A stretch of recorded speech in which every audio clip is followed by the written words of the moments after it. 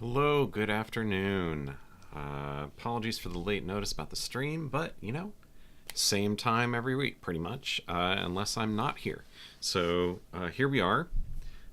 We are working on today, finishing up the select instructions pass for our Booleans and conditionals language. And it's kind of neat that we were working on this right now.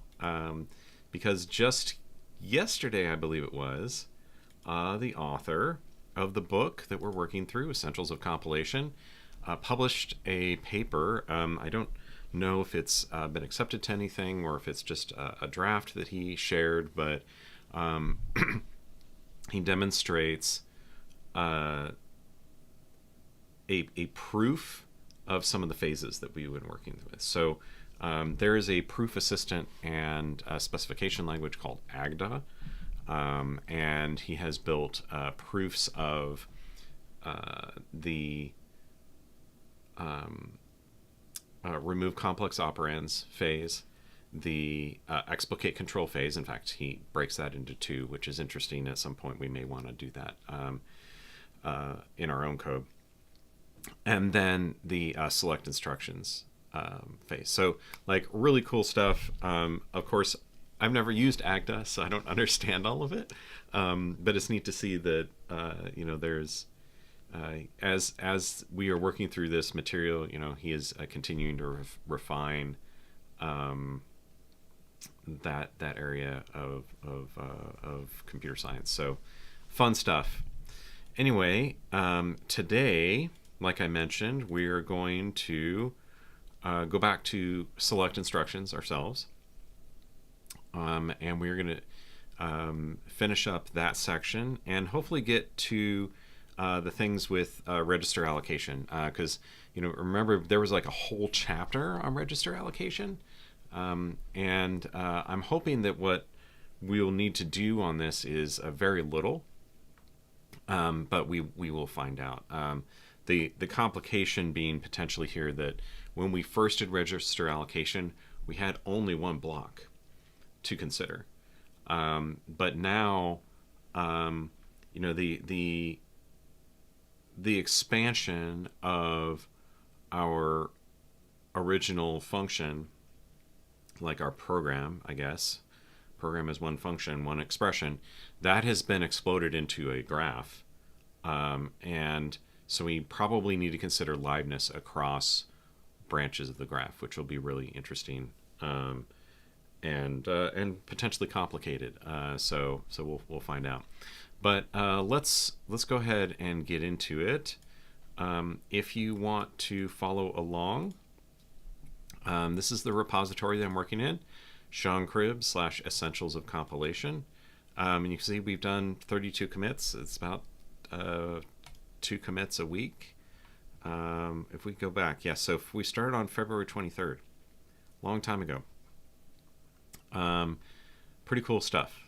So let us go back here. So last time we were, and I made some, I think I was making some changes here that were, I did not finish up. I was doing this after the stream. We previously had this, we made this function that was like, hey, take this and, substitute that. But this is silly. We have the, this function that we created in a previous stream that just creates a block in the x86 language. And so we can use that and use the spread syntax to just update. And that's a little bit cleaner than this, or a little bit more explicit than this function. And this function, I remember, for whatever reason, being hard to write. So let's just do it this way, and we'll finish changing that up here in this test. Now we have, and I the reason I did this this change is I thought that there might have been something wrong with this versus, because we were seeing the interference graph was not the same.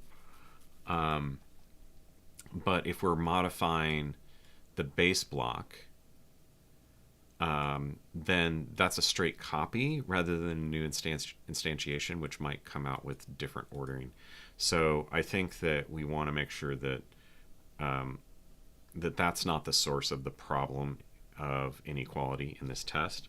The other thing that we could do that I've been considering is do a loop over all the blocks in the input program, and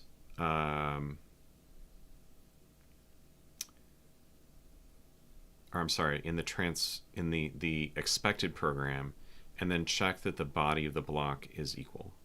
That might be a little bit easier, but let's go forth with this and make sure that we get the same result. If we don't, then we'll modify that assertion, because we don't actually care right now. We don't care what the contents of that graph are, right? That interference graph is about the next phase, which is the determining the variables that are in conflict with one another, right? So, and by in conflict, I mean they can't occupy the same register when we go to assign registers. Okay, so now that is unused, so we can get rid of that. Let's run the test again. Okay, so we're still not getting equality. So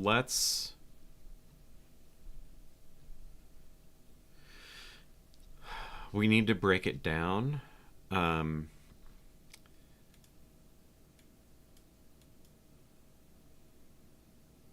And see what's different in these sequence of instructions, because I don't know about you, but like this, hello shell, this output, I can't read this. It's not pretty printed or anything. So let's comment out that assertion for now, and let's do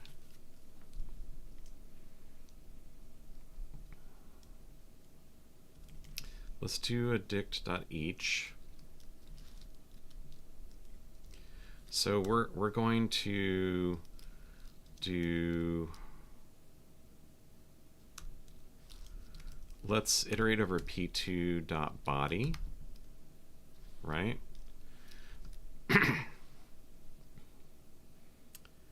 And then dict.each takes a function, which it takes the key and the value. So the key is a string, so this is block name, and the value is an x86 block. And this is just for side effects, so yeah, we don't need to type. We don't need to explicitly put the type of those. So what I want to do is, right, previously we did select p doing select instructions. So let's do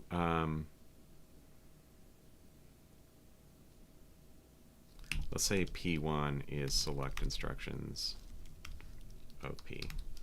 Okay. Let. All right, so now what we're going to do is we're going to say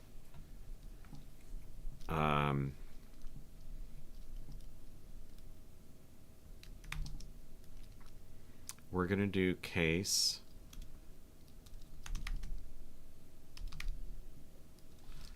let's do let assert okay block block 1.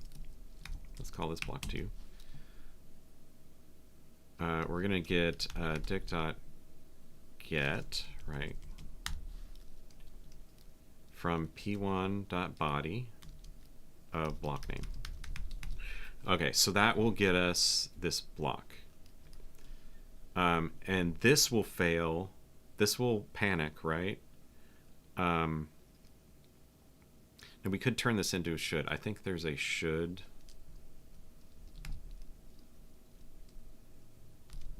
Yeah, that might be better rather than this let assert. Let's do p1.body pic.get block name.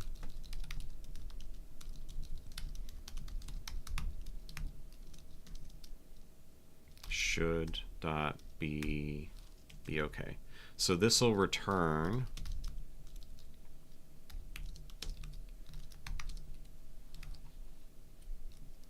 should dot be okay will return that. And then what we want to do is block 1 body should dot equal block 2 body. Okay, so then we have 2 assertions for each block that we are generating. And then hopefully what we'll get is a more fine-grained error rather than the interference graphs are unequal. Okay. So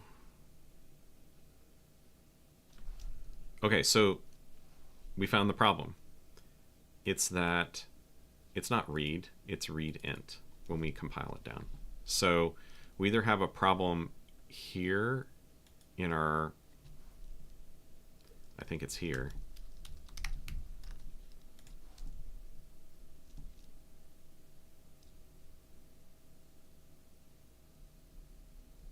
Okay, and it's not just in that spot. There's one here as well. Okay.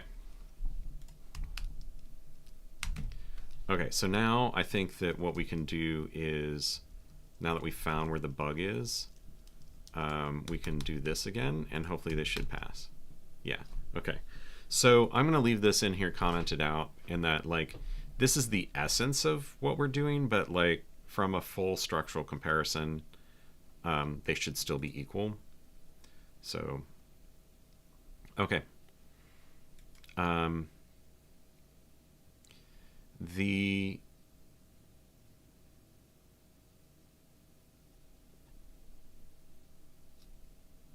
kind of wish that I could use this block name as a decoration for this assertion. But here we are. I guess I could have put, like, you know, a tuple with block name, you know, and body, and that would have given us the answer. But okay, so we have finished that test. I believe we got all of these cases, and I think that we've covered everything. Let's have a look at yeah, so here's the branches test. And I think we were using the example from the book that was up here. Yeah, we're using this example, right? Assign to temp 1, you know, read, and so forth. Yeah. So this is, again, the C-like language. And then we wanted to check the output of selecting instructions. And I think we worked through that manually. Yeah. Okay. So let's go ahead and, this is chapter 4.9, fix tests for select instructions.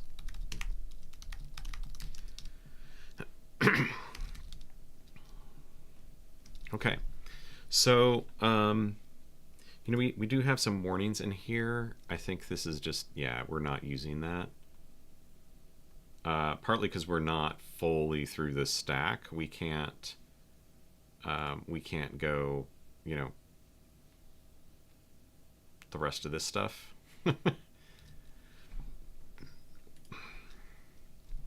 Okay. Okay, so the changes required for compiling elif affect liveness analysis, right? Building an inference graph and assigning homes with the graph coloring algorithm itself does not change. Okay, so really it's about what we're gonna have to change is liveness. So recall that for LVAR we implemented liveness analysis for a single basic block. With the addition of if expressions, explicate control produces many basic blocks. The first question is, in what order should we process the basic blocks? Recall that to perform liveness analysis on a basic block, we need to know the live after set for the last instruction in the block. If a basic block has no successors, it contains no jumps, then it has an empty live after set, and we can immediately apply liveness analysis to it. If a basic block has some successors, then we need to complete liveness analysis on those blocks first. So we need a topological sort, is what they're saying. Yeah, so these ordering constraints are the result of a topological order on a graph representation of the program. In particular, the control flow graph of a program has a node for each basic block and an edge for each jump from one block to another. It's straightforward to generate a CFG from the dictionary of basic blocks. One then transposes the CFG and applies a topological sort algorithm. Okay, so let's look at our graph. One thing that I'm not, this doesn't have any graph algorithms. Remember we pulled this from a library and we brought it in because we wanted to modify it. One thing that I'm concerned about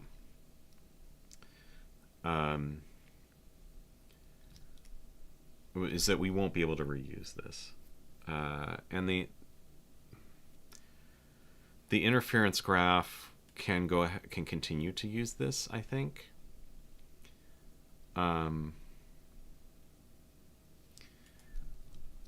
But this was an undirected graph, right? What we need is a directed graph. Now we could pull in the original library, and I removed a bunch of stuff from this for simplification's sake. We could pull in the original library and use the directed graph, but it still doesn't supply a topological sort. And I don't want to implement a topological sort algorithm right now. So what we might do, or we might consider doing, is, let me see if I can pull up, yeah, here we go. So I don't know if you can see this, but Erlang has a great digraph module. And digraphs are built on ETS tables, so they are stateful, and a digraph is really, when you get a graph, it's just like a struct that contains sorry, not a struct, it's a record, if I recall correctly, or it may even be the table ID of an ETS table. So we will, the benefit of using this is, first of all, it's built into the Beam. It just comes with it. Then there's the digraph utils module, which has a topological sort. And basically this is going to, you give it the, the graph, which is basically a table ID, and then it produces the list of vertices in topological order. So this is kind of what we want. Let's go and look at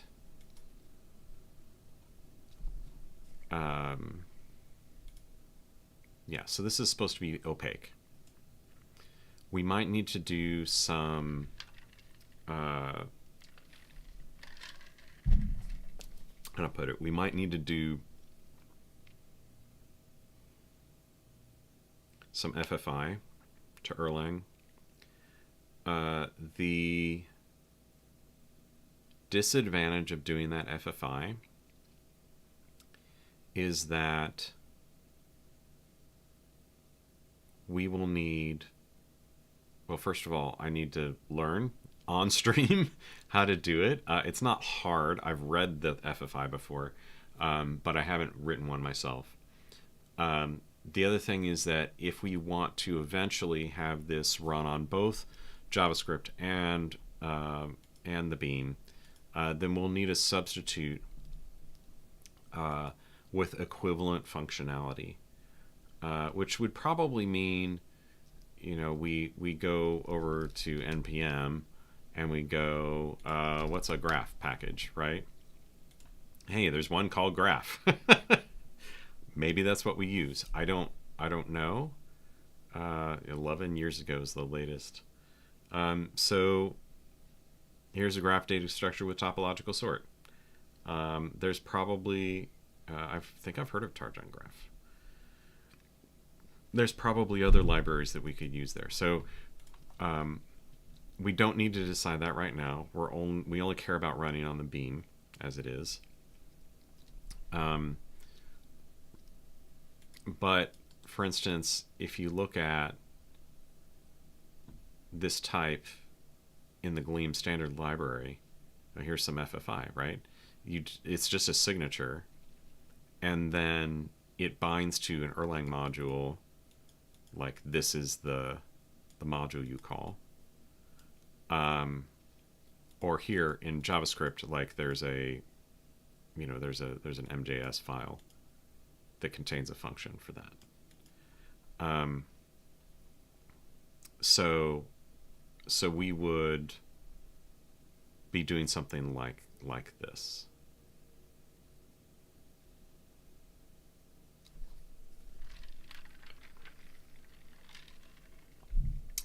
Okay.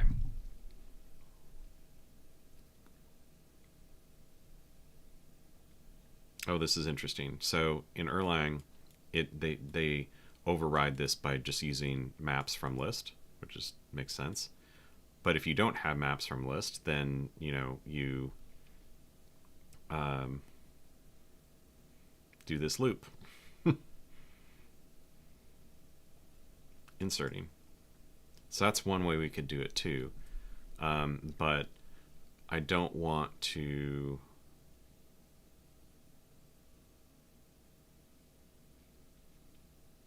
I don't want to do too much there. So let's think about this. And maybe what we do is let's make a new file. And I'm tempted to make a utilities folder. But let's make a digraph module. And this. The other thing that we could do here is use CFG, call it CFG.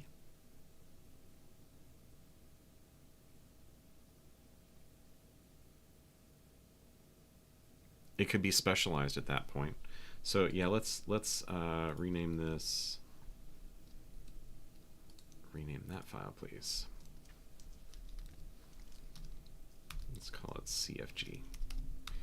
That way, what we can do is keep all the things that we care about in this file.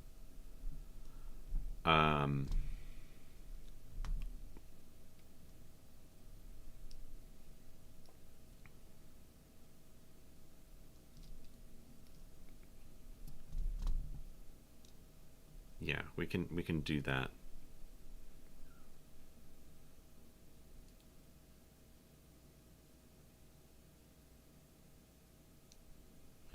So before we get too deep in here, let's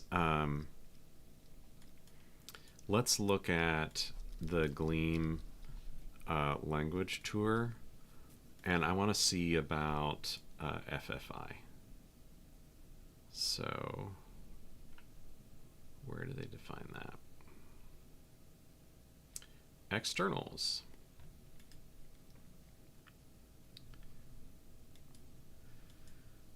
Okay.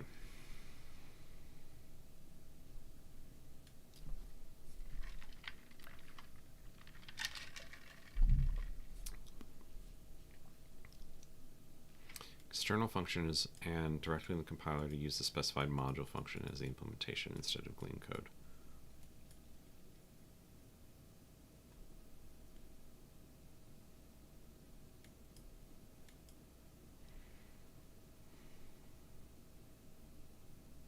Okay, so basically we have to know the type there. And this is like multi-target externals.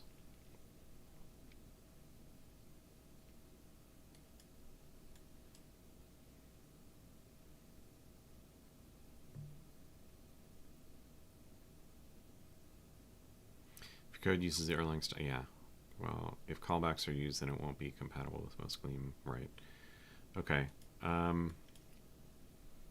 Right, okay. And then external, right. So we could do, we don't really need this, I don't think.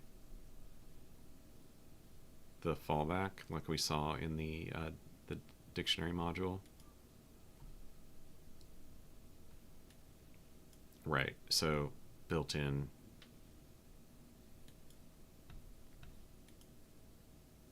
Okay, so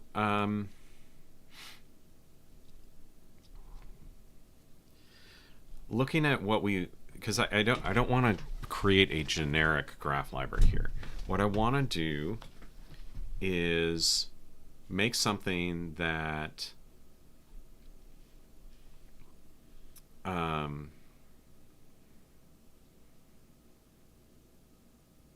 implements our CFG, right? So really what we're going to have here is we're going to have a type of CFG, and new is going to return a CFG. So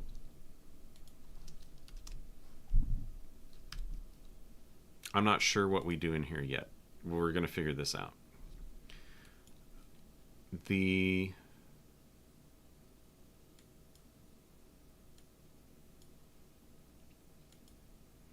If we go back to the Erlang documentation, we look at, digraph new.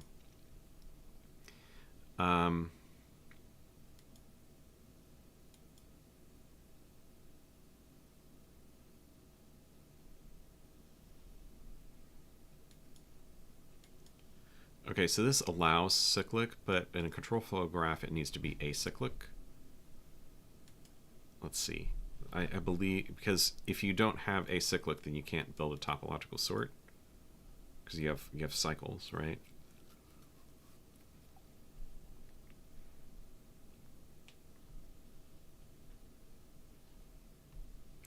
Okay, so a control flow graph may have multiple edges between a pair of vertices. So one thing that I'm not certain about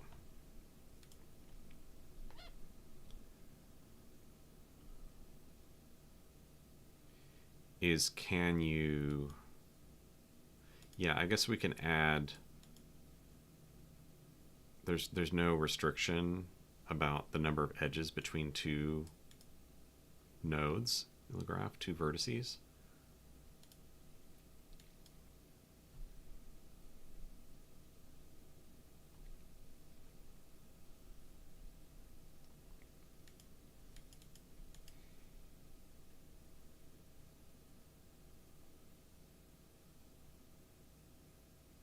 Okay, what is a vertex? It's any term. So we could make a graph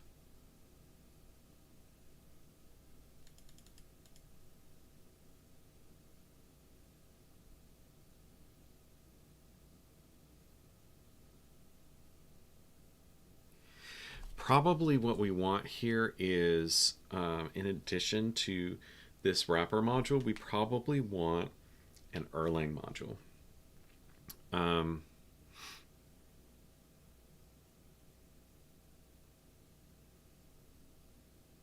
That implements our FFI, because there are bits of this that we don't care about putting in our Gleam code, right? When all we want are really like probably strings for the vertices.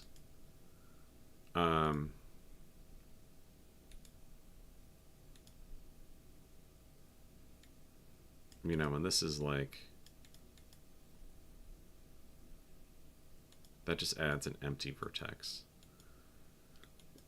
the empty list as a label. Okay, so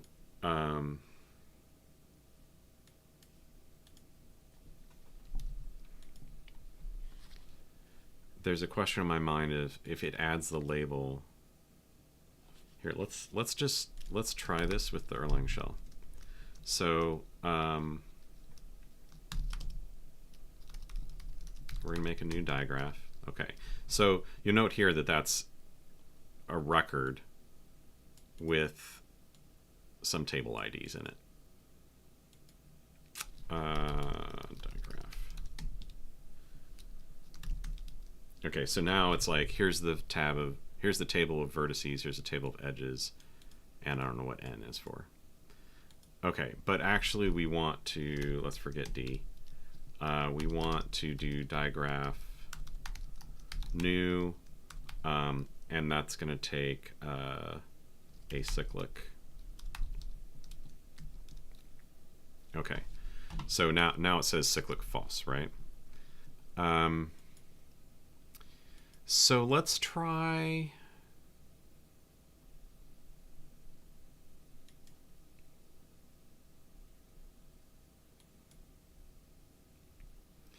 We could do something like v. I'm not sure about what is the desired pattern of using this library. You know, they don't have many examples in here.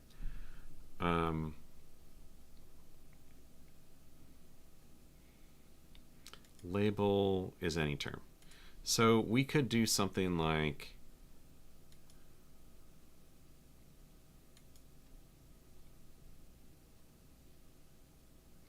let's try digraph add vertex, and we're going to give it D as the graph.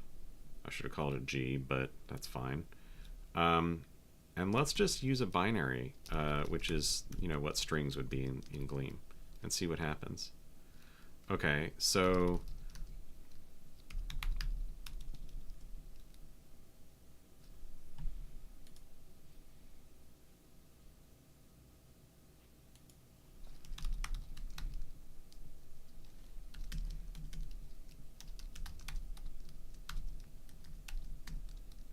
okay, so it just like this is fine to use as a vertex. I was under the impression, based on this documentation, that it was going to give, like, it was going to make some internal identifier for that vertex, but you can choose any vertex you want, which is fine. And this is just like if you want to have essentially a property graph, like having labels, additional things on the vertex. Okay.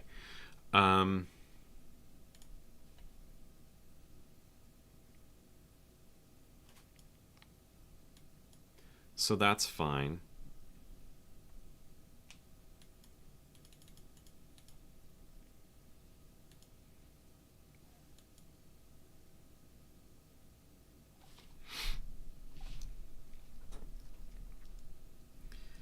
Yeah, so I think what we want is let's have a look at how other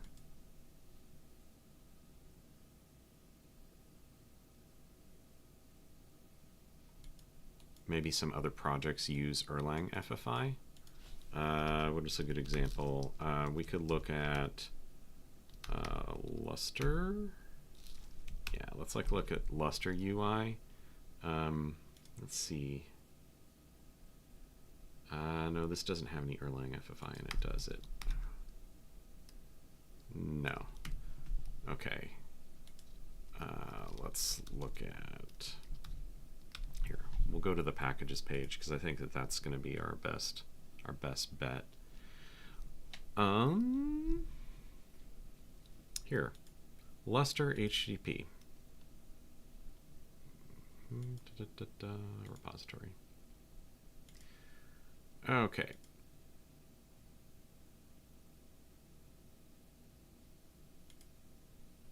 This is not GitHub. Okay. So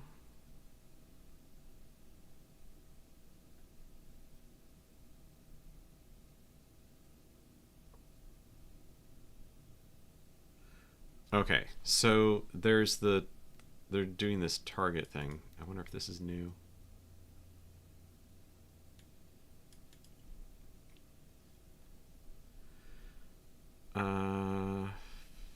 Let's look for any other FFI things. No, that's just delegating to Gleam HTTP. So maybe we look for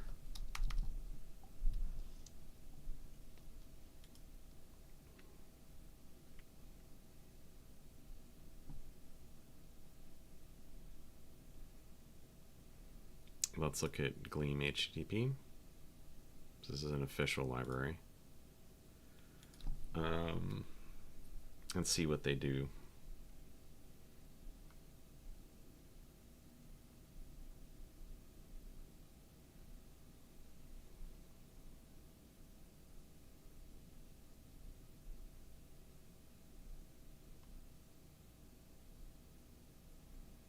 I'm not seeing any there.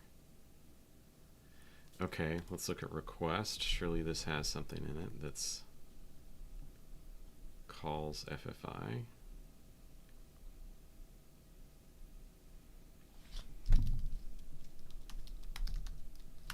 Nope.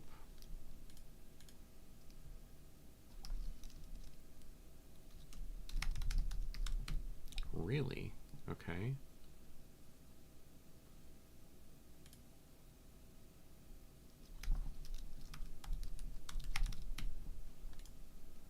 How is possible?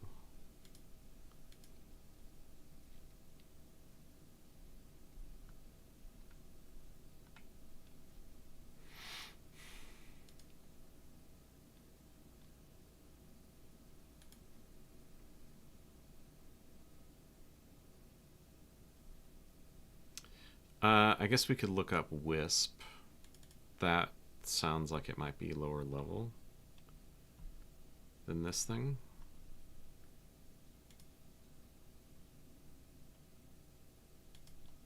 All right, we're on a wild goose chase here, folks.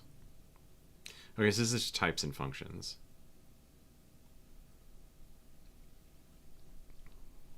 Okay, let's look at Gleam Hackney. Surely that'll have something in it.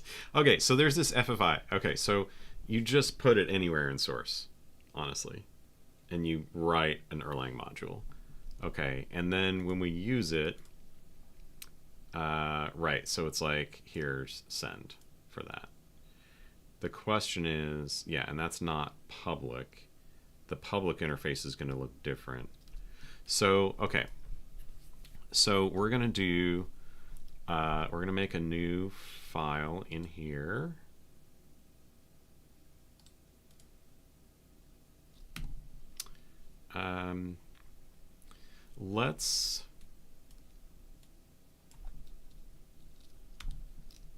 We're going to make this external, and we'll call this CFG FFI new. And I think we need quotes around that. Yeah.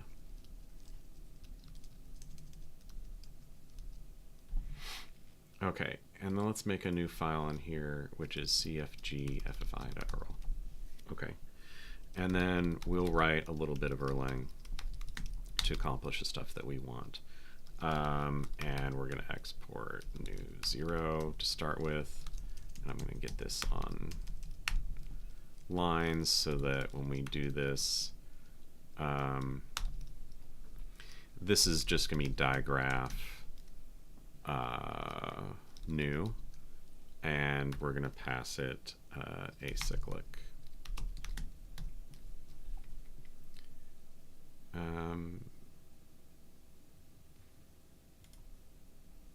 Oh, I need a dash in front of that export.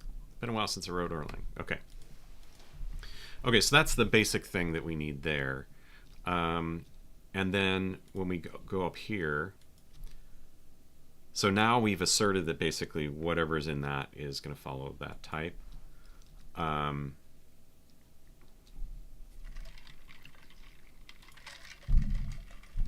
I don't think we need to refer to any of this. So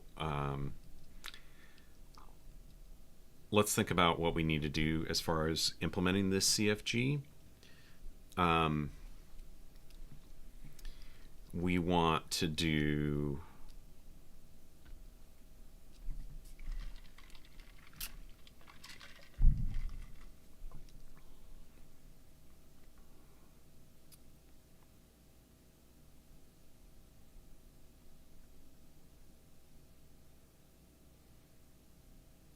okay, let's read.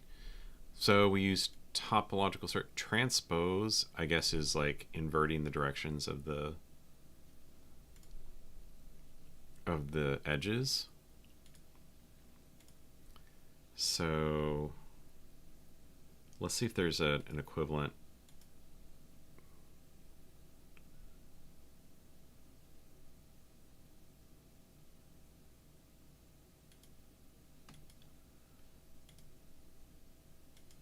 In digraph.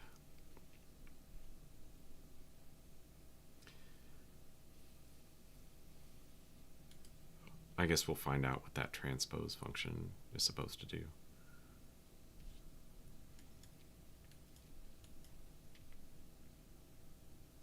Okay, so this is interesting. Chapter 5, we're going to add loops, right? And so there's potential that this will not continue to be acyclic. And you can't use a topological order for that.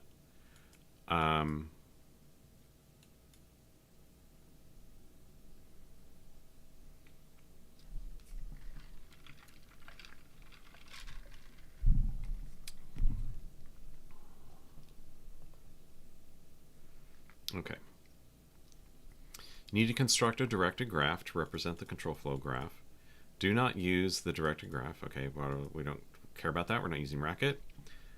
Okay, so because that allows at most one edge between each pair of vertices. So let's do, let's say V2 add vertex D. Luckily we still have this Erlang session up. Let's say we have a block 2. And then we're going to add an edge.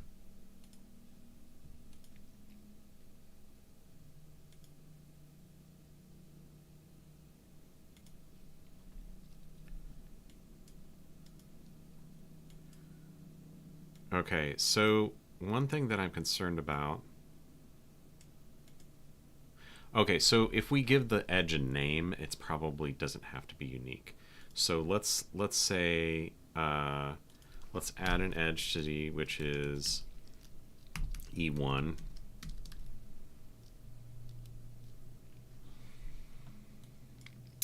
And we're going to go from block 1 to block 2. And then we'll use a lower.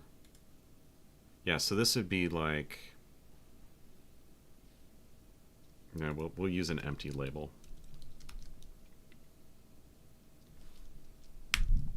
Okay, and let's add E2 between those. And let's see what the edges are.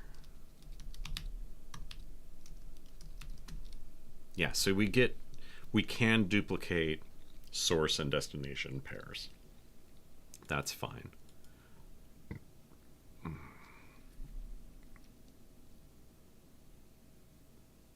Now this, I guess, you could use for modification.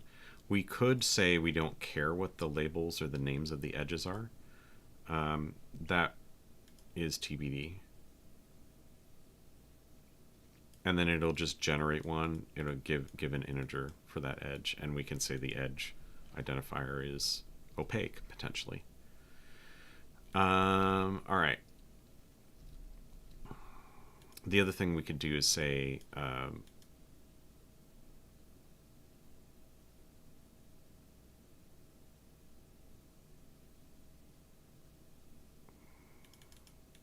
yeah.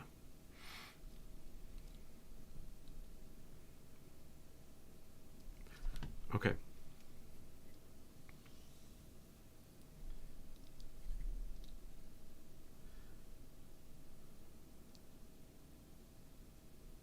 So let's go back and reread again. I think that, yeah, they're not talking about what you actually do with that graph yet. Maybe what we'll do is we will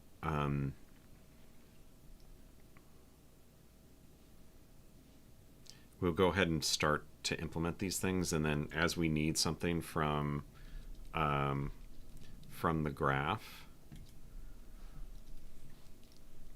from the control flow graph, what we can do is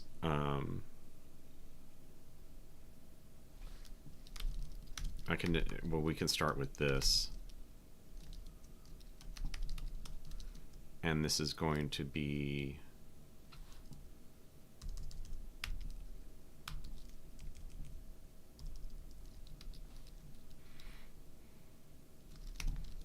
we could say that this is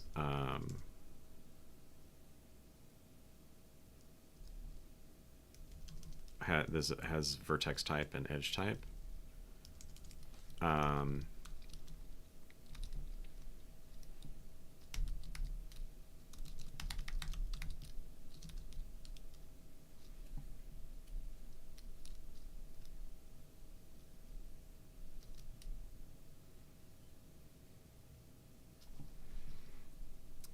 What I want to do here is pipe this to, we'll have an internal function called tsort, and that's going to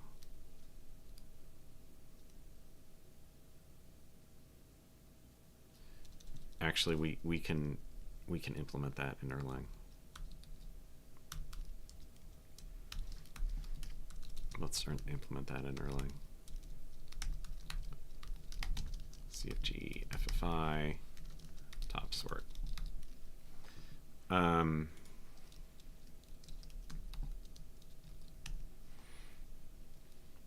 So down here, let's export top sort.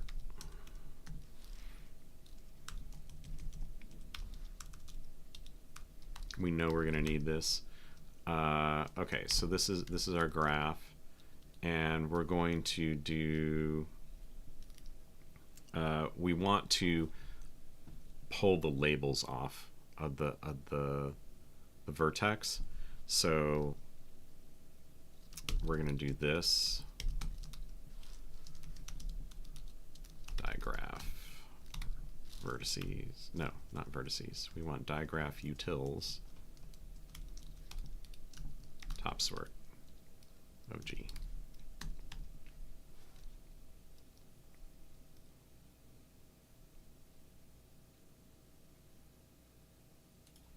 Okay, so we're going to have to, this is a list comprehension if you haven't seen it in Erlang.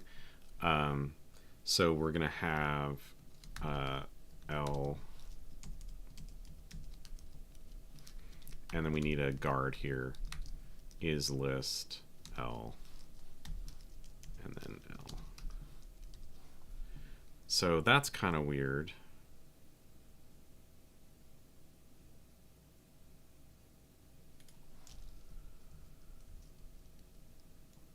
Maybe we can't do this with a list comprehension.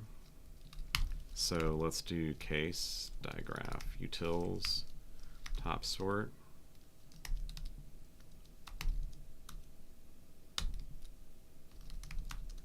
We'll return the empty list. And then if it's L, when is list L?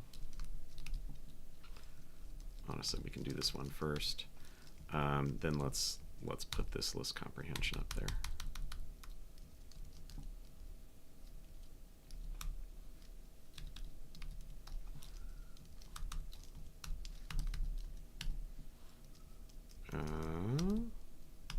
Okay.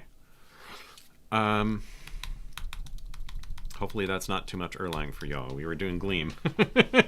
But we want to be able to use this library. So the only problem I see with this is that we should possibly panic here.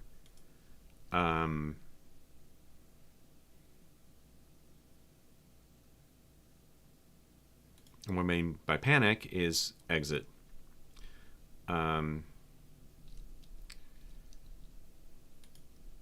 That said, I don't think that this is going to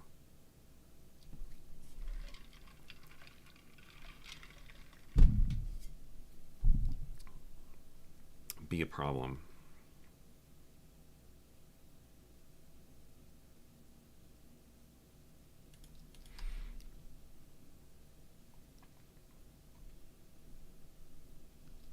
Okay.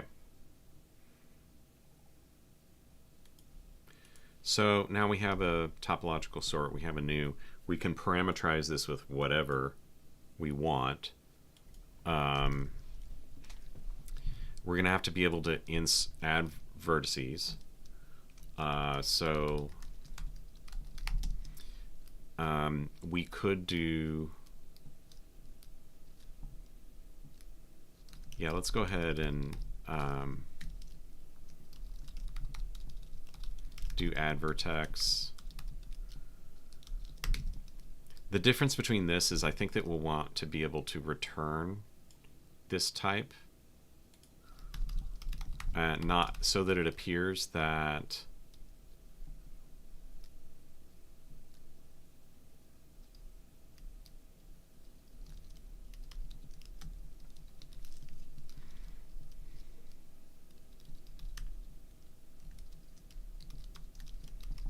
it appears that it has no side effects, even though it does underneath.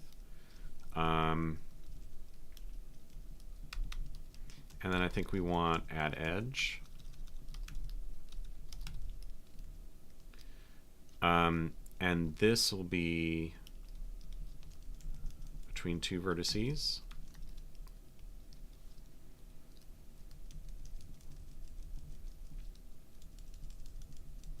And let's say edge is E. And this is add edge.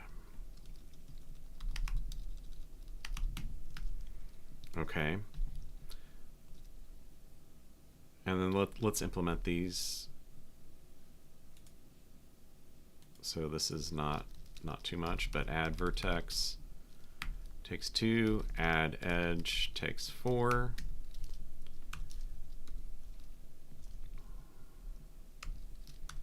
So add vertex is going to take the graph and the vertex, and this is going to be,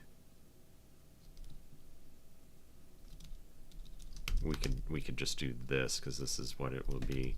Digraph add vertex gv and then return g, because remember this needs to return the graph. And then we'll do add edge g edge v1 v2, and this is going to be, and this is just an assert the E match there. Remember, this is in Erlang, this is not an assignment, it's a match. So if the thing added does not look like V, then it's going to blow up. And you can see here that that's going to be the case. So like if we had assigned v2 to block 2 and said digraph add vertex block 2, then it would come out like that. So add edge. Actually, we want add edge 5. This one. So G, E, V1, V2, and then we will use the empty list as the label and then return G.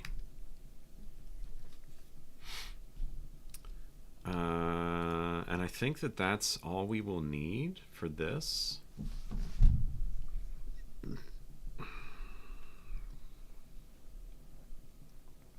There's a possibility that we might want one where we don't supply the label for the edge or the name of the edge. Like if we don't have to address the edge directly in our algorithm, then we don't need that argument, so we may come back and refine that later. But hey, we did some FFI. That's pretty nice. And And then, like, if we ever wanted to do the JavaScript one when we know what that's going to look like, we can come back and do that here. Okay, so how to analyze jump instructions. So in 3.2 we maintain an associated list, an A list, the label to live. So what we did was slightly different than this. So it says it maps each label to a set of live locations at the beginning of its block. We use label to live to determine the live before set for each jump instruction. Now that we have many basic blocks, label to live needs to be updated as we process the blocks. In particular, after performing liveness analysis on a block, we take the live before set of its first instruction. Okay, so there's a bit, let's look at our x86 var if. So we had a live after for each block.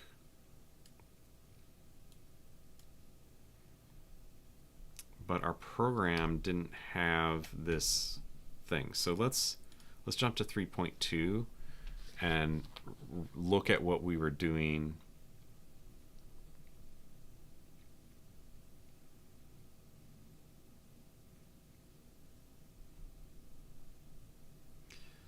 Okay.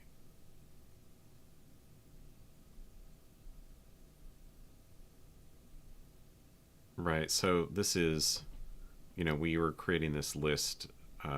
So the list being the live after for each instruction that's in the body.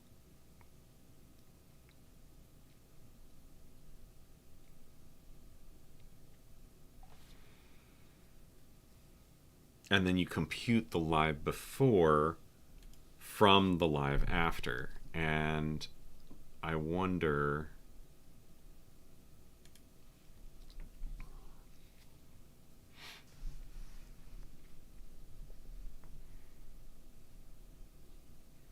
okay, so the live after,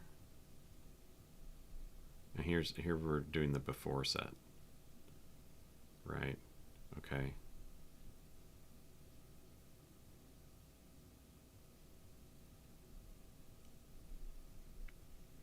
So we look at the write locations and the read locations.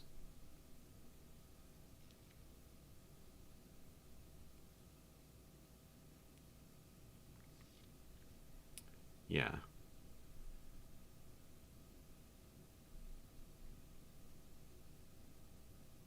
Okay, so the live before is taking the live after, subtracting, or subtracting the write locations and unioning the read locations.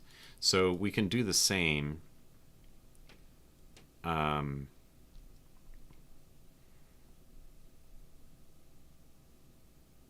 So we might want to add here to this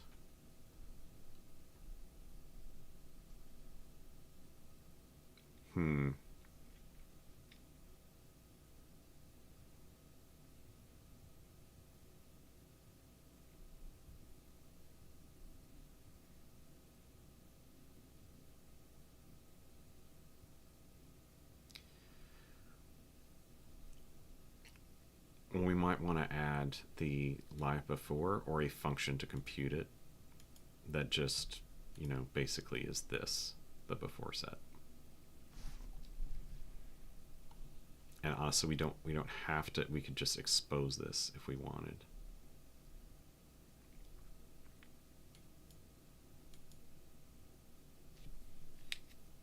Okay. Yeah, so let's go back to, and the back button doesn't work. Table of contents. So we were at 4.10. Here. Okay, so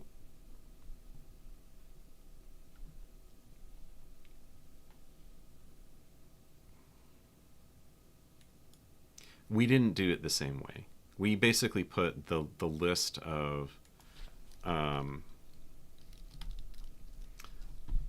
live after sets into the block rather than having on the program like another dictionary which is the live before for every block. So that's okay. I don't think that that's going to be an impediment, but it's just going to require a little bit of extra work. Okay, so we use the label to live to determine the before set for each jump label instructions. Okay, it needs to be updated as we process the blocks. In particular, after performing liveness analysis on a block, we take the live before set of its first instruction, right, and associate that with the block's label in the yeah. So we can do this in the block, or just have it be something you can compute at runtime.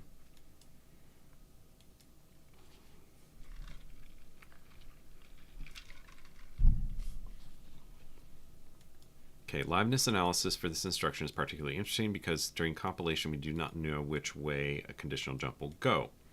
Thus, we do not know whether to use the live before set for the block associated with label or the live before set for the following instructions. So we use both by taking the union of the live before sets from the following. Yeah, okay. The auxiliary functions for computing the variables in instruction argument need to be updated to handle the new kinds of arguments. Okay. All right, so uncover live. It sounds like what we need to do first is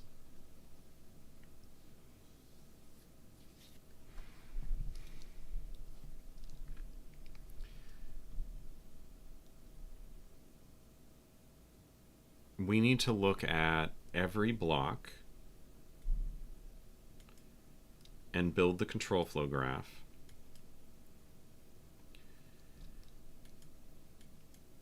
And get the topological sort.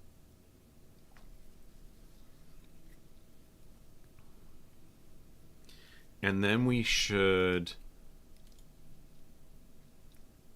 as we go, so like, if we have the topological sort, we know that the one that comes first has no dependencies, right? So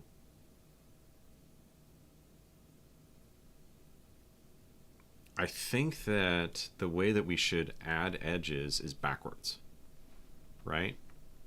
So the things that are jumped to get edges going the opposite direction. I wish I hadn't killed my Erlang session. So let's just really quick build a graph here. So let's say G's digraph new acyclic. Oops, I need that in a list. Okay, so if we add a vertex to G, which is just, we'll use 1, and we'll add 2, add edge, and I need to remind myself of the syntax here. I don't care about labeling them, so we'll just add between 1 and 2. So that's in a directed graph. Let's see, add edge.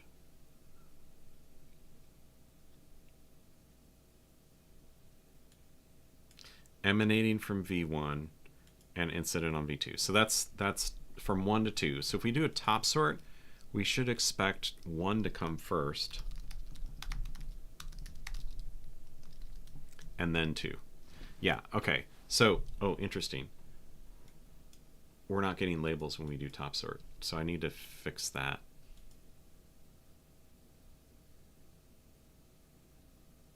Yeah. I need to fix that in our FFI.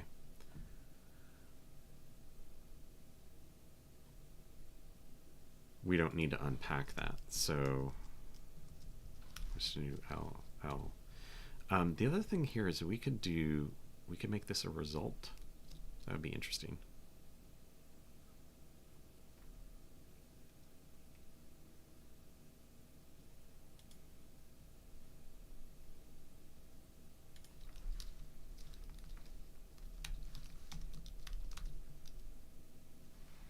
If we do that, and then we do, this is okay,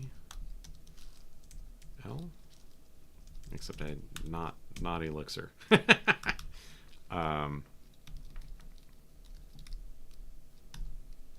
Error.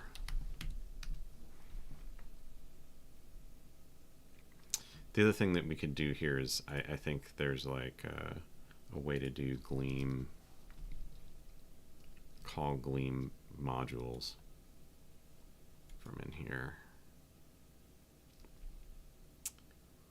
I wonder.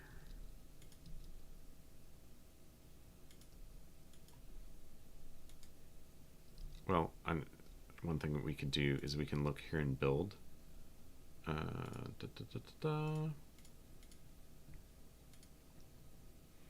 Right, so let's look at Gleam result. Peek under the covers here. Right, so it is error and okay tuples, as you would expect. Okay, so it just, you know, turns those into atoms, and we're good. Okay, so that's actually, I feel a little bit better about that.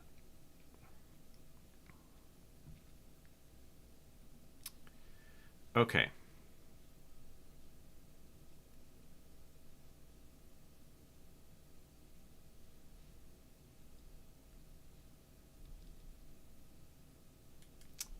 What were we doing?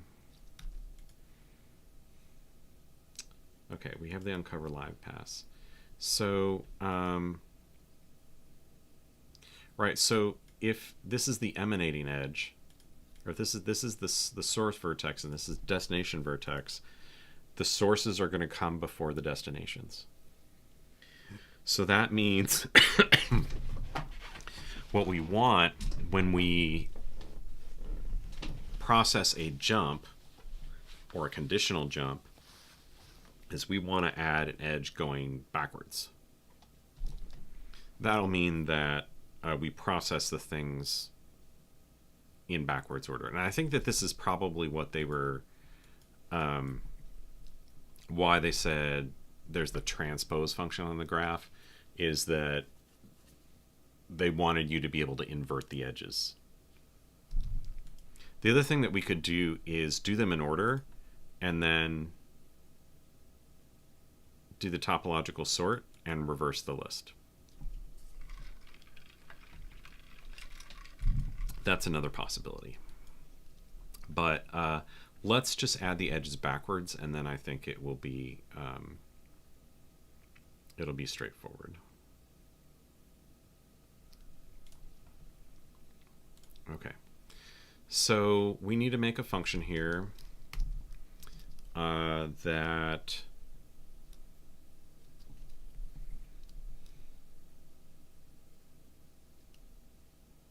it's going to process all the blocks,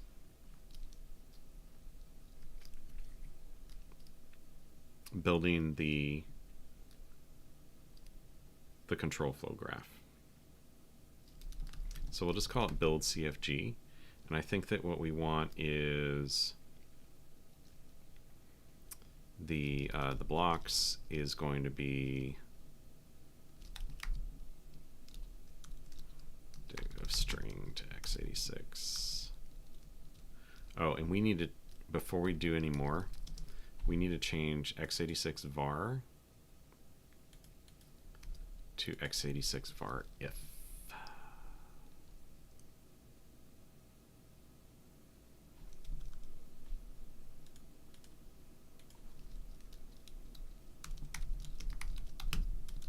In all the places in this file. Now we're going to get some compilation errors now because we change that, and we didn't cover all the cases of instructions and so forth, but we'll get there. Okay, so for build CFG, that's going to be a dictionary of string to block. And then what we're going to get is we want the order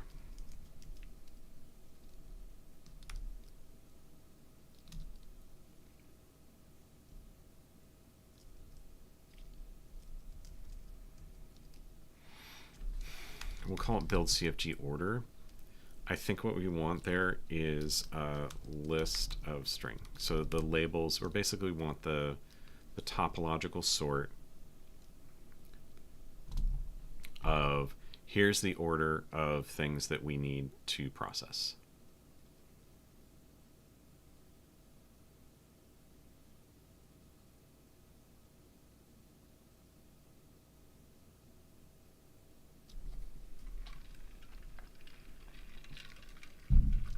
Okay. This will not be able to be a map values. We'll need to do some kind of accumulator thing because we will want to keep around the updated blocks as we process them in this order. But we'll get there. Okay, so we want to do, let's create the CFG is going to be, and we need to import CFG.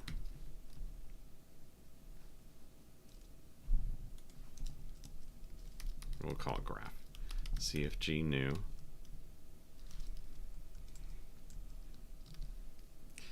And then we're going to do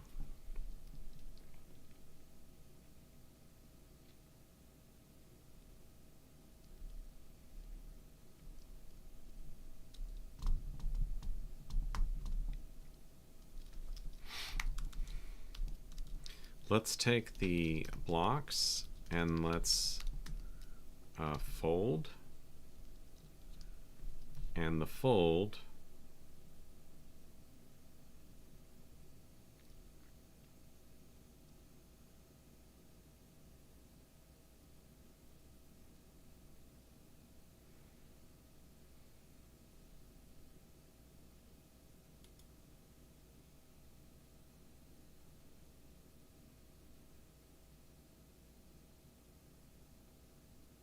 oh, it's inferring what this should be.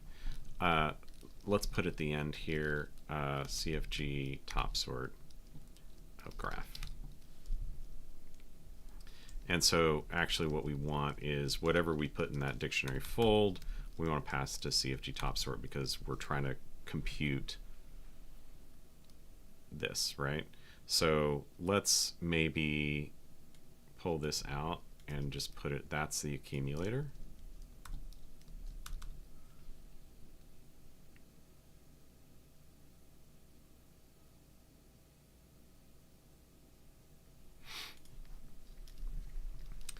Okay, so then we have a function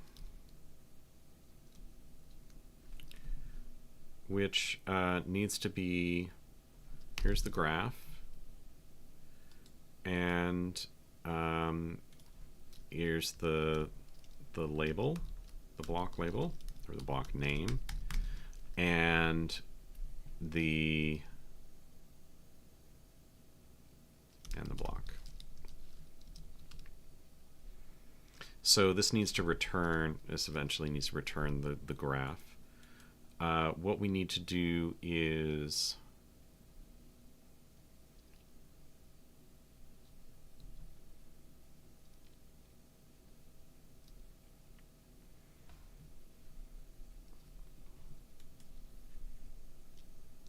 okay, so we're going to add a vertex for this. Interestingly, this is going to be idempotent because add vertex GB is equivalent to this, and this creates or modifies.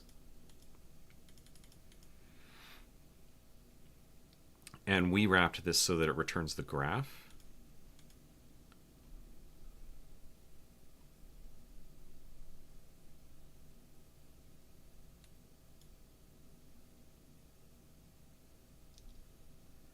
So I think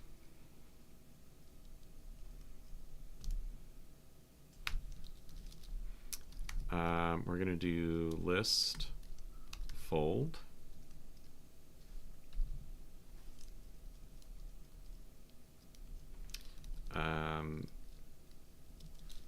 Let's just do this.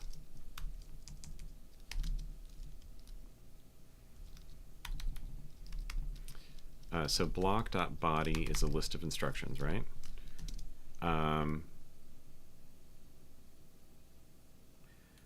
We're going to do list fold and pass G, and then we have another function. So we want to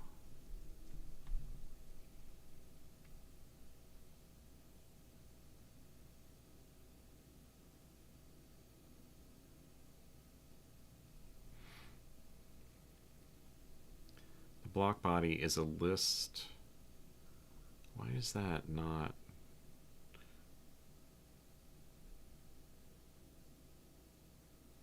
It's a list of instructions.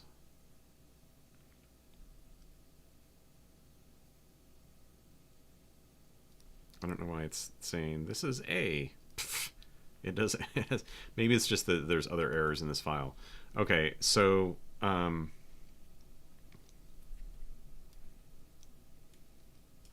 we can inline that.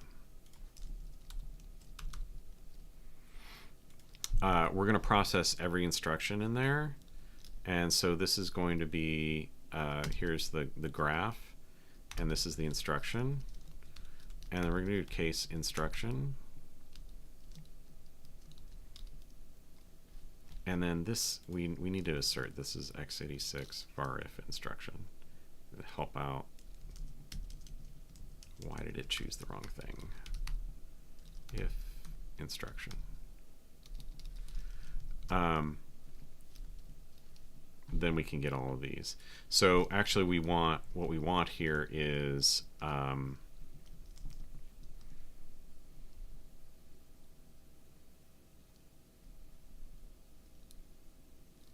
we don't care about these, we only care about the jumps, right?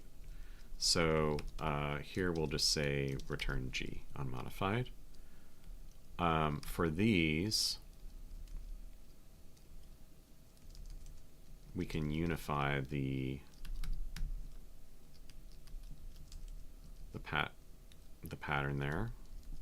And let me get rid of all this business.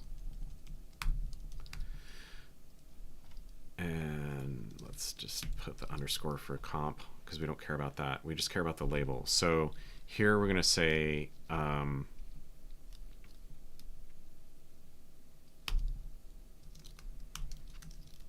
we'll add a vertex for the destination, and then we're going to add an edge to the graph. Well, we don't need, we're piping that, so we don't need to put G in there. We're going to add, remember it needs to be backwards, so what we want is label points to block name.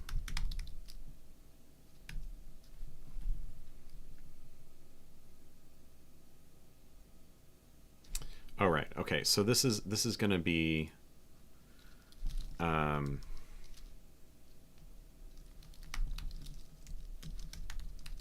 do that.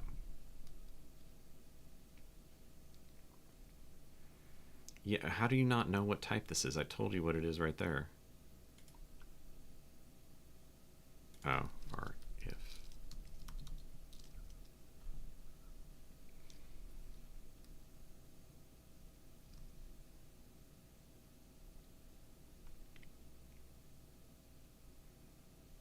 Okay, it just thinks it's not used because... Oh, okay. So what we want, I think, is to...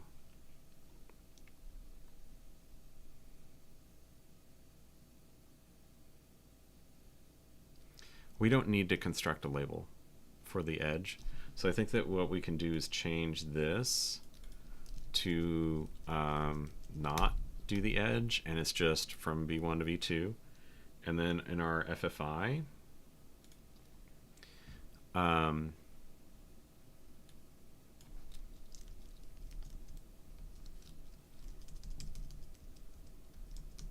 we just use the plain v1, v2. We don't care what the edge is. So let's export at edge 3. Okay.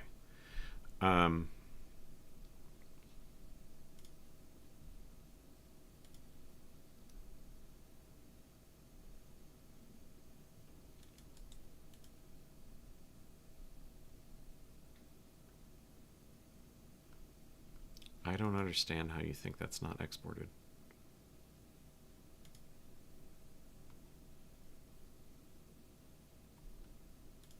It's imported right there. Did I typo something? Here.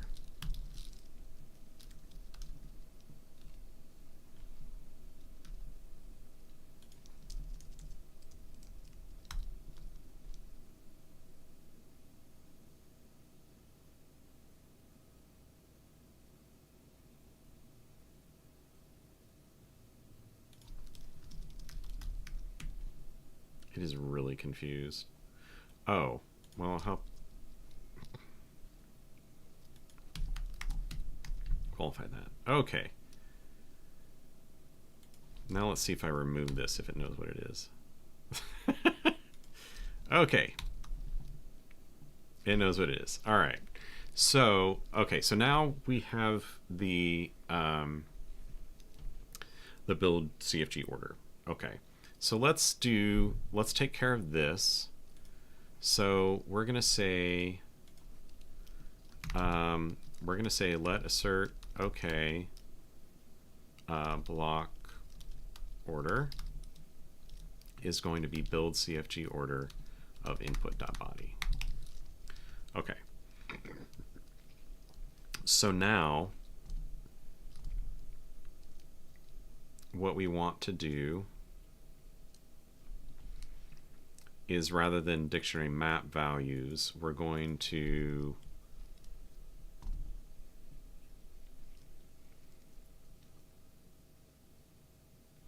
we want to loop over this order.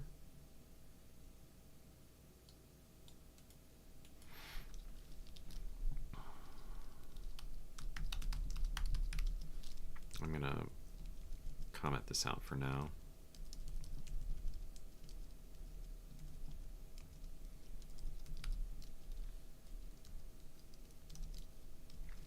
So we want to loop over that order, and we're going to say let's list fold, and our body is going to be the accumulator, right? So here we're going to go, this is the blocks, and this is the block name to process first.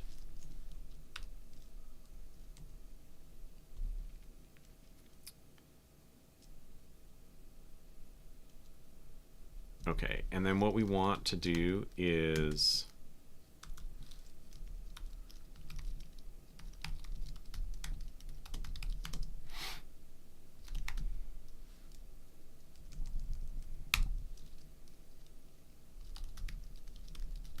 we're going to get the block name, or we're going to get the actual block out of there and get the block name.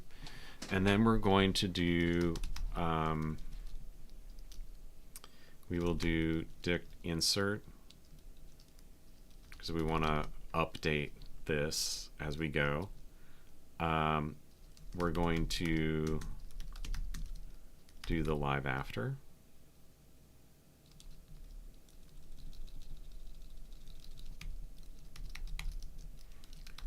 And we're going to do compute live after on the block.body, but now we need, because it's going to depend on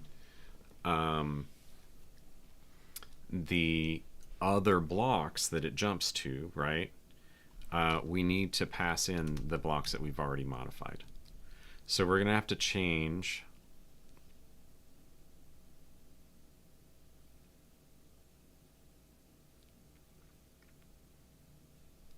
and this needs to be piped to x86 var if x86 program.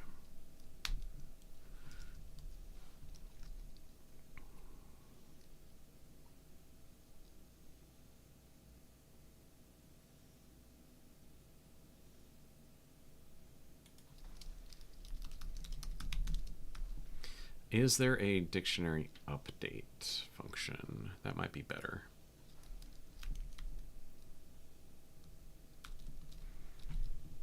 Helps if I go to the right place.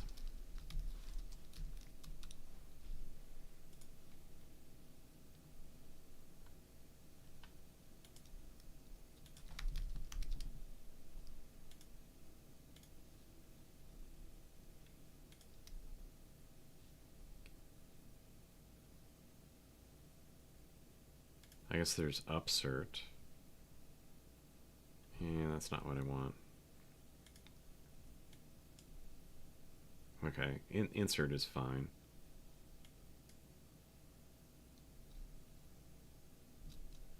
Okay.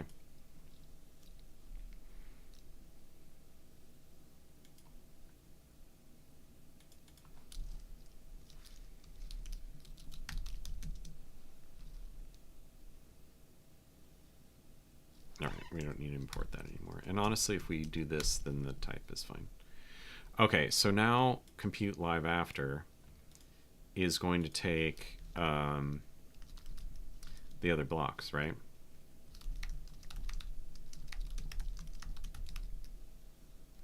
Because we want to know, and this is not going to be used yet, so we can put the underscore there. Oh, for Pete's sake.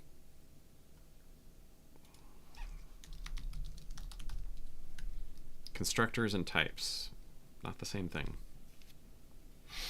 Okay, so we need to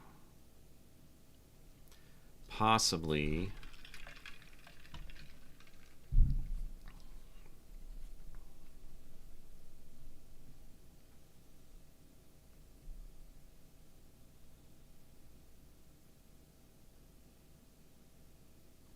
I don't think that this is correct anymore. Actually, it could be okay.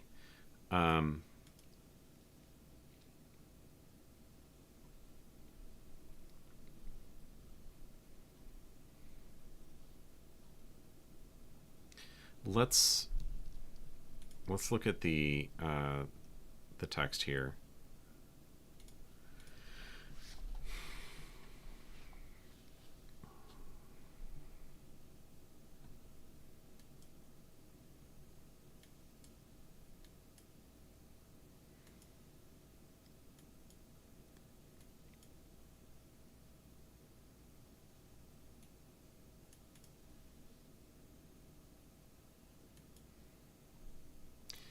There's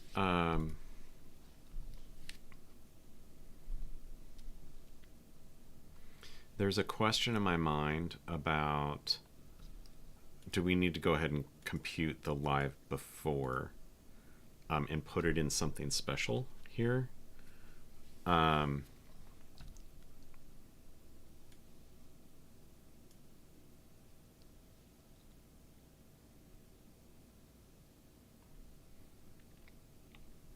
Because there should be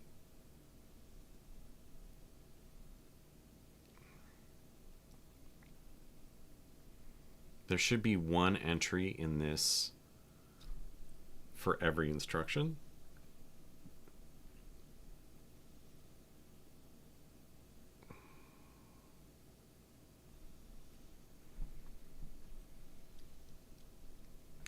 Oh, except we're omitting the first one.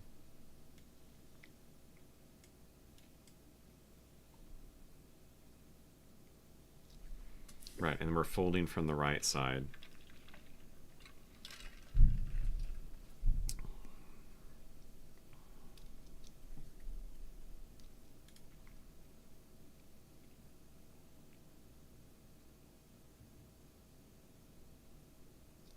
So the live before is just one more step.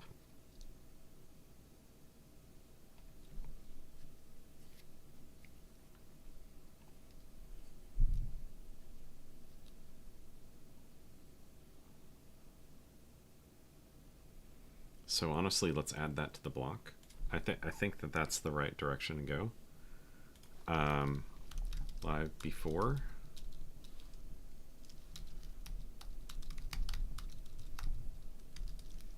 is a set of location.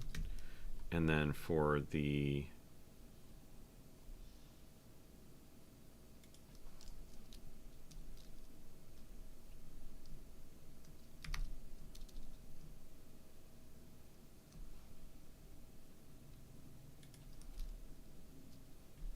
we'll just do set.new.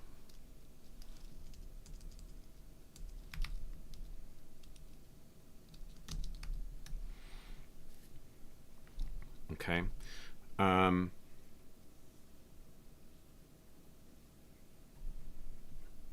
then we'll have it. So I think that what we do,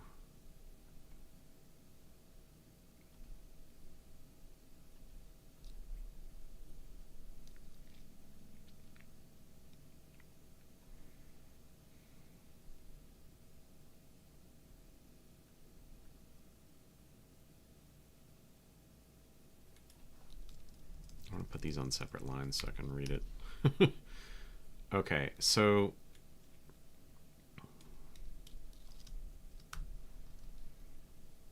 when we compute this, I think what we want to do is, I hate doing this as separate steps, but we'll say live after is this, and then we'll do live before, and what we want is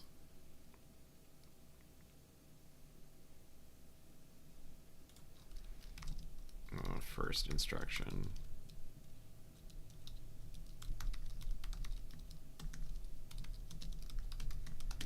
And we're going to have to do a let assert there. And we're going to do before set.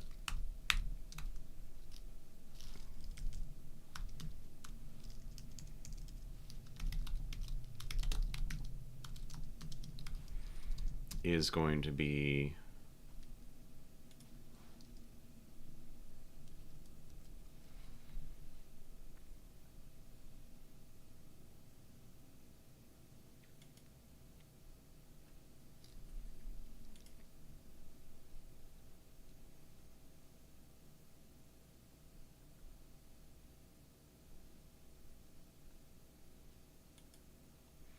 actually, I think what I want to do here is let's do let assert live before, live after.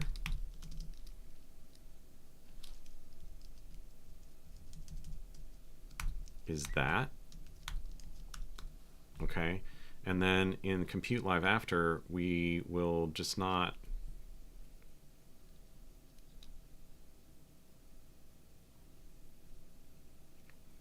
fold over the tail.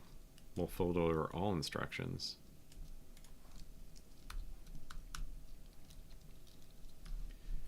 And then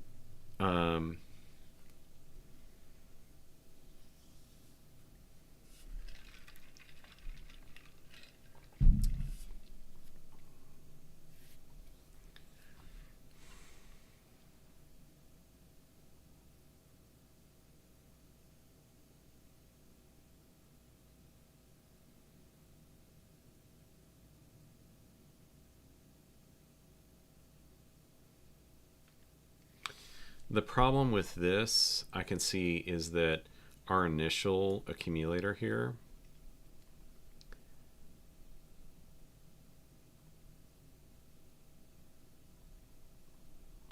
is not necessarily correct, because this assumes that the last thing is a return. But we need to take into account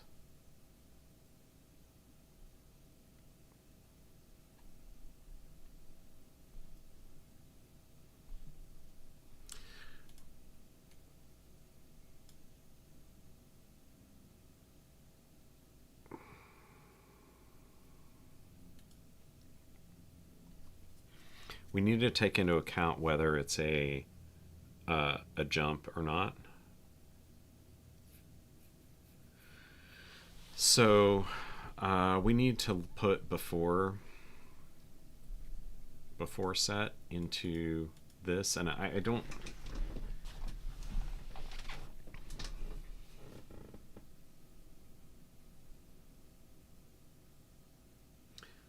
I think that RAX and RSP are going to be live through everything, so this is okay. But it doesn't feel right. And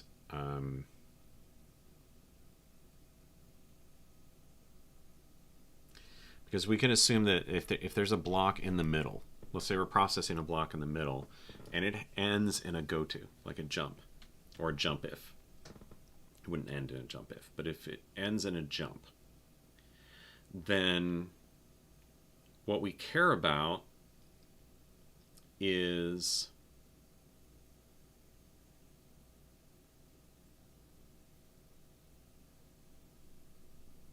the after set of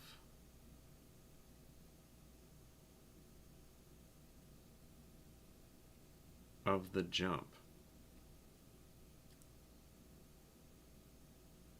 or rather the before set of the jump, right? So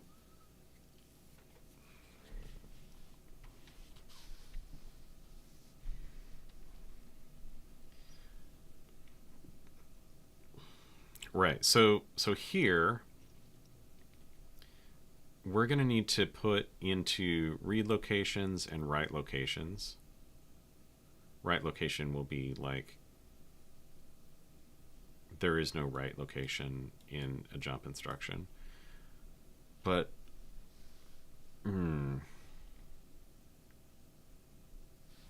let's go back to the text and read. So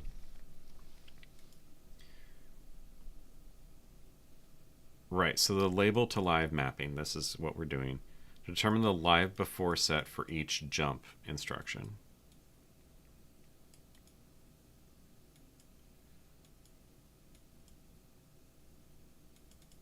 Right, okay, so this is basically what we're doing by putting that live before set in the blocks and like passing the blocks in progress through to everything. So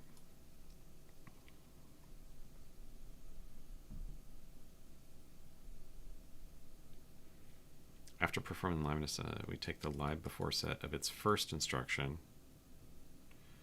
Right, okay. So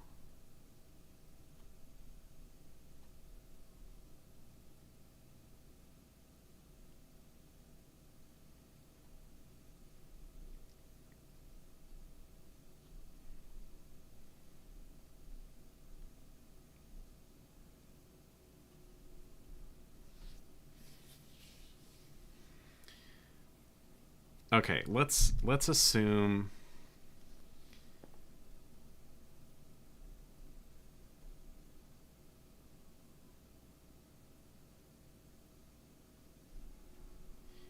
well, in this phase we haven't generated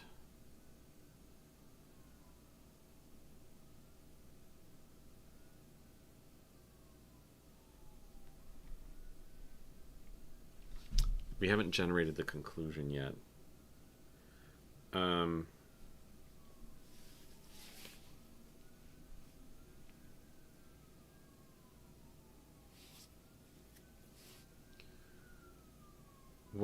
I think what we need to do in here is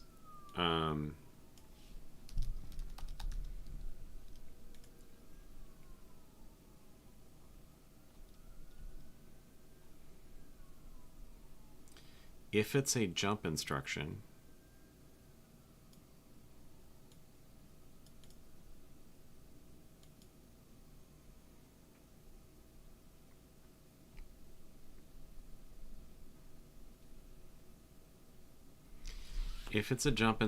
then we have to look at what is the live before set of the destination. Let's just put it in here, and maybe we'll find a better way to do it. And then we might not need to modify this stuff. So yeah, let's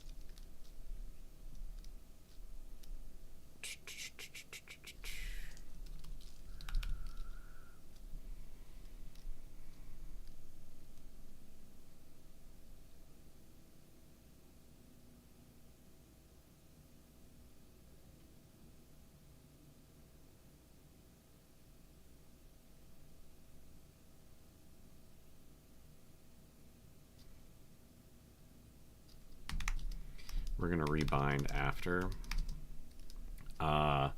So let's look at case instruction, and let's add the missing patterns, and we'll just focus on jump and jump if. And then, yeah. It's like we need to add things to the after set, right? So what we want to do here is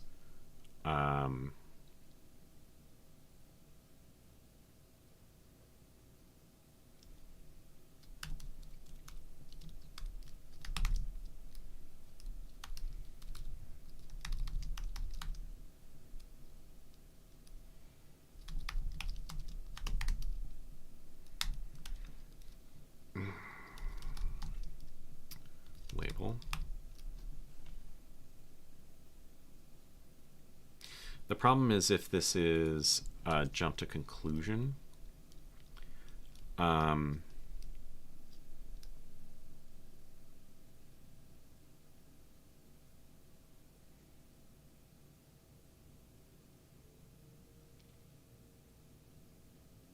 yeah, we need to make a special case for that.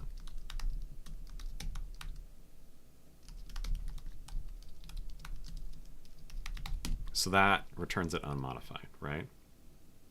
Yeah. And then anything else is after.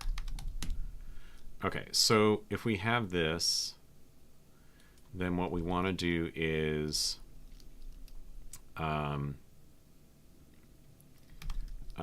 union of after with des.live before. And then no. Okay, so here we throw away whatever the live before it after is. We don't care about REX and RSP. We only care about the live before of the destination. But on this one, it's the union of the two. So let's copy that and say this is set union, because it could jump to that destination or it could continue with whatever is next. Okay, and we don't care about the comparison. Okay. I think that this handles this. I'm going to put a little note here that conclusion is the end of the program. So it isn't a block yet because we haven't generated it yet.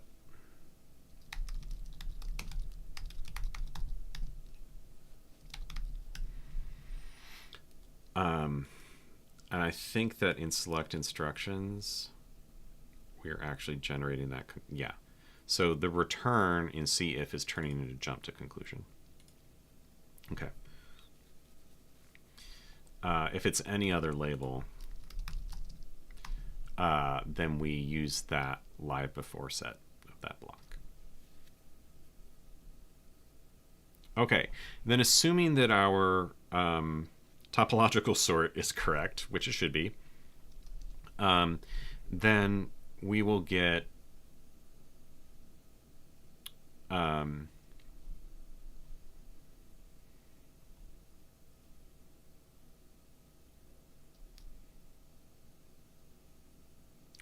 the correct live after for the jumps and the conditional jumps. Okay. So now we need to look at making sure that these read locations and write locations are correct. Obviously they're not, because we don't have all the patterns. So let's finish up the patterns here. And so we had jump. So compq, we're in read locations. So that's going to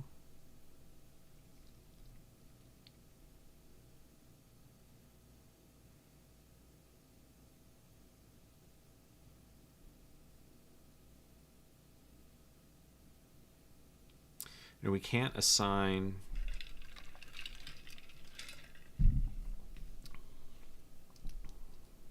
well, let's, so that we know that this is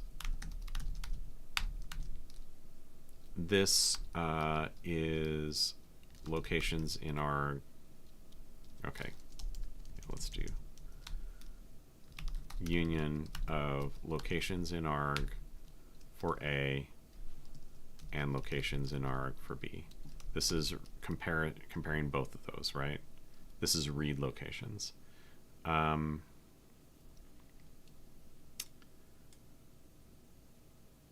Jump if technically reads RAX, right? Because we do that. Let's see, jump if, where we're generating that.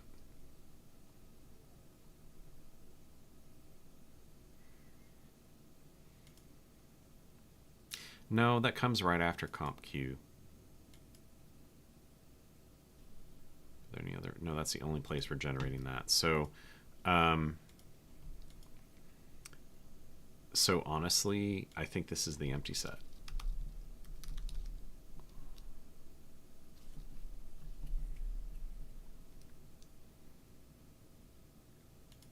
Okay, and as far as this, we are not reading from anything. We're not treating byte registers as something that we can allocate because we only care about quad word registers.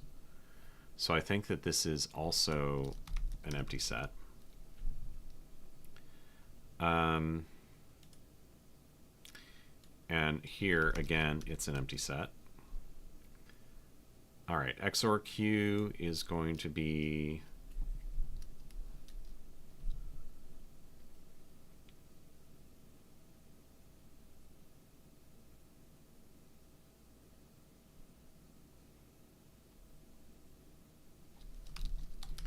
I think this is, we are reading and writing, right? So that needs to be the union of both of those.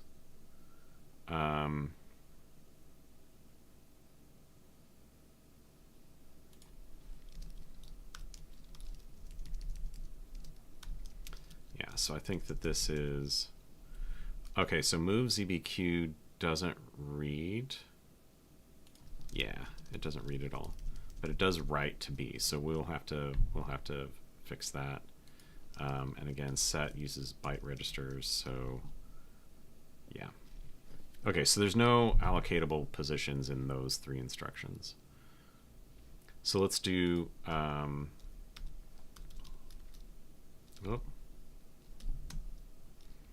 the missing patterns here. So write locations. Comp Q writes to the flags register. So I think that this is no write locations. You can't. Jump if has no write locations.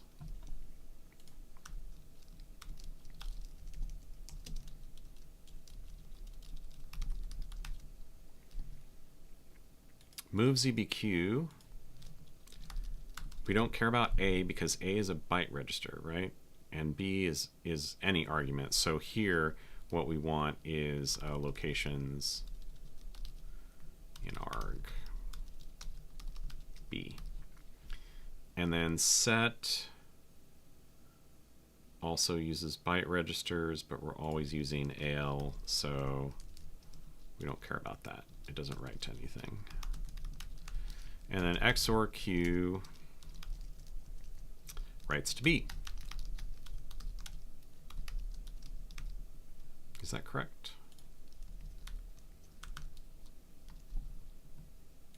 Yeah.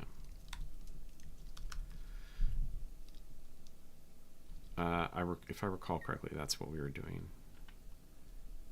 Yeah, because we were using XOR Q for the negation. Yeah, so right, so XOR Q will write to B, just like all the other instructions do that have a second argument. Okay, so I think that this covers it. We're obviously going to break some other things. you know, this is, we need to update build interference. And that's mostly just updating the types, I think. So so this goes from, this calls the uncover live pass, I'm sure. Or why did it, where does it refer to that? Yeah, it uses uncover live locations in arg. Okay, so that's why this is failing. So let's rename that as if. And then I don't think that there's any other bits to change there. Okay, what broke in select instructions? Oh, right. Okay, so we're going to do,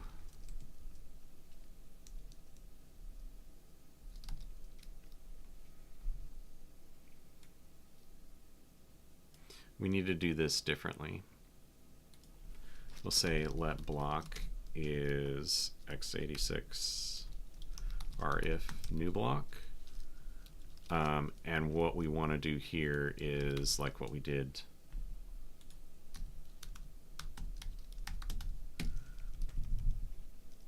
We'll do block body is select tail.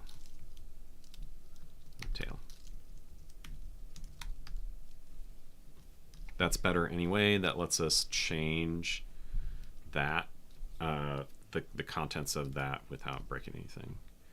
Okay, interference graph is not used in this. Well, duh, because we were using that constructor.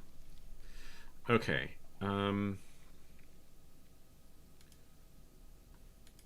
So let's see if there's any type problems. Okay, so allocate registers test is broken. And we got some unused things here.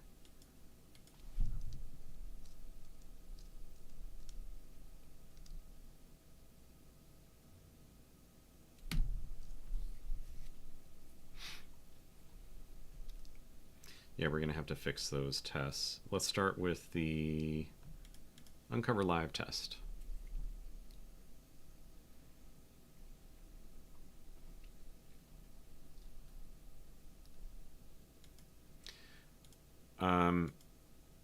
So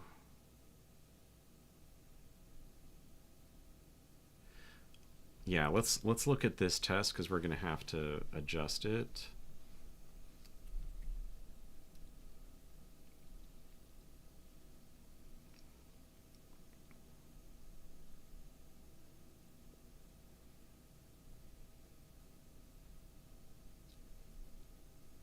This should fail. I think that we need to comment. What's wrong here? Oh, let's do x86 if. See if that fixes that.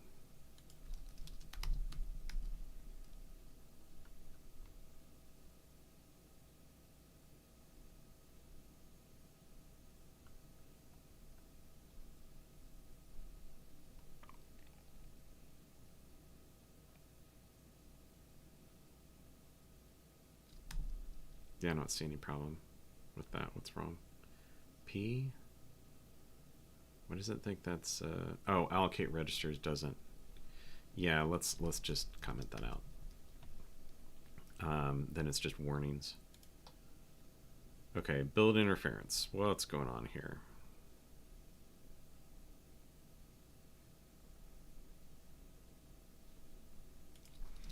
Okay, that takes... We change that language. Okay. And then if there. All right, let's run the tests and see what we broke. Okay, uncover live test. Again, we need to update that.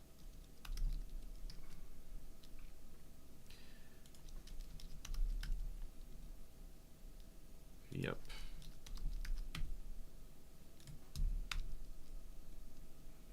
Okay. So,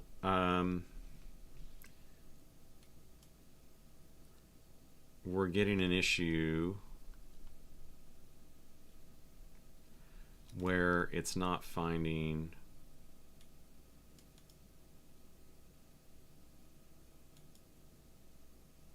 so this is an uncover live Gleam line 20. Is it the same one on each? Yeah. So we need to look at this.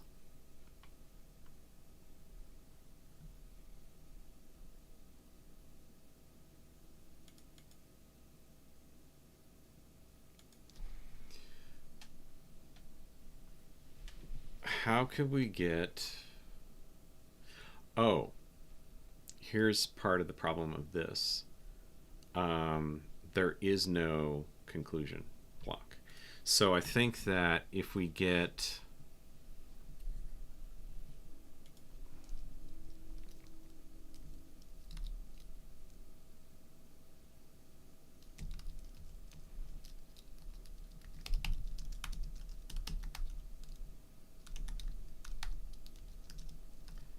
So if the label's not conclusion, then we add the vertex. Yeah, because that was our special, like, here's what you do if you're going to return. Okay, so now we're getting errors in the tests, which is a little bit better.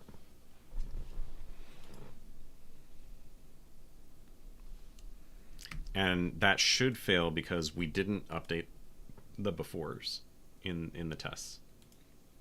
So this is, yeah, uncover live test. Uncover live with call queue. Yeah. So we need to look at this and go, we need to figure out what the live before is and assign that.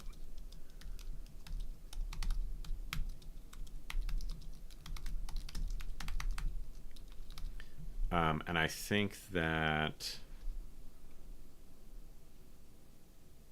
in this case, because this is, yeah, it's just a move queue, I think we have the live before is location register RSP, and that's the only thing. And then, right, so here we'll do live before. Okay, and let's look at the one with call queue. And I think it's honestly just this. Right? And then down here we add the live before. And I think that solves it. Okay, so we still have one error. So this is the one with call queue.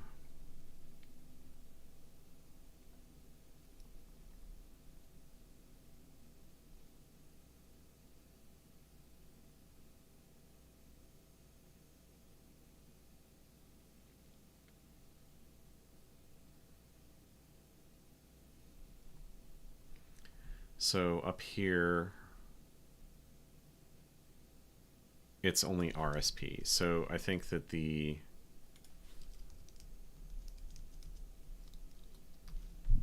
let's do that. Okay.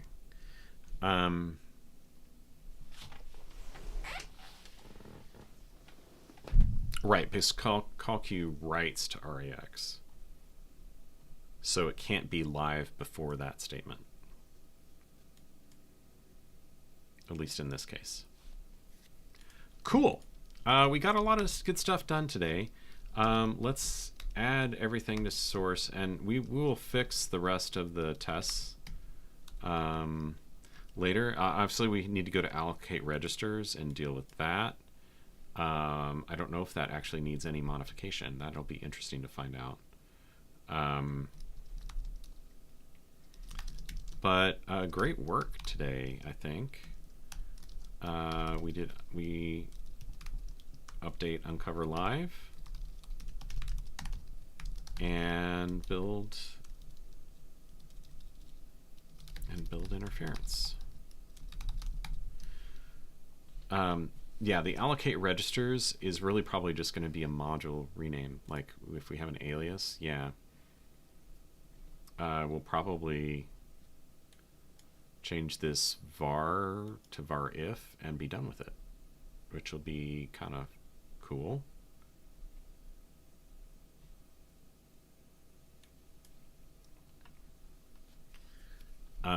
Let's quickly look at the book and see if there's anything else we need to do there. Yeah, because like the uncover live is the big thing. We'll need to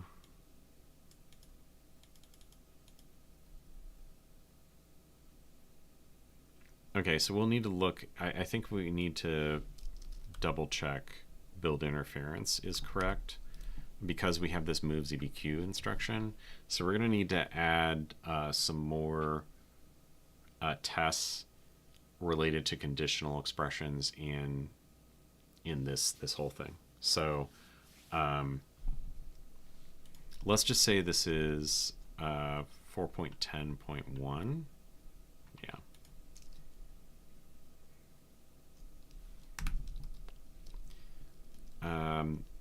And at least the tests are passing, but we'll want to add next time some more tests to this, so that we can look at conditional expressions in the context of liveness analysis.